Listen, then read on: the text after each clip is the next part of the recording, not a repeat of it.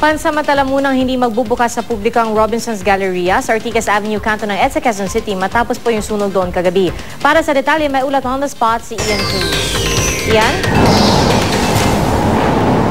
Yes, Pia, mula nga ngayong araw at bukas ay wala mo ng operations itong Robinson's Galleria dito sa Ortigas matapos nga nangyaring sunog sa kanilang mall kagabi. Sa November 1 pa raw, makakapagbukas muli ang mall. Hindi raw magbibigay ng on-cam na pahayag ang Robinson's Land kaugnay sa nangyaring sunog sa Robinson's Galleria kagabi, pero sa isang text message ay napaabot ni Rose Ann Villegas ng Corporate Communications ng Robinson's Land na patuloy daw ang cleaning at clearing operations sa loob ng mall.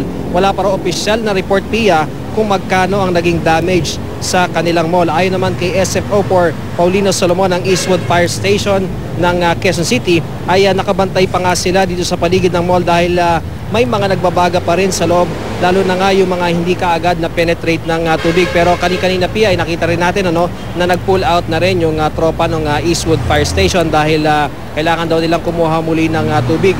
Pia, sa mga sandaling ito ay nagtutulong-tulong yung mga empleyado, mga sales lady man yan o yung mga merchandisers na mga lalaki dahil sila ay naglilimas ng tubig doon sa iba't ibang mga palapag, particular mula doon sa 3rd, 2nd, saka doon sa first floor na maraming mga tubig dahil nga sa pagbuga ng tubig ng mga bombero. Sa mga sandaling ito, Pia, ay hindi pa natin nakukuhanan ng full report ang Quezon City Fire Department kaugnay nga sa nangyaring sunog dito sa Robinson's Galleria. Pia? Maraming salamat, Ian Cruz.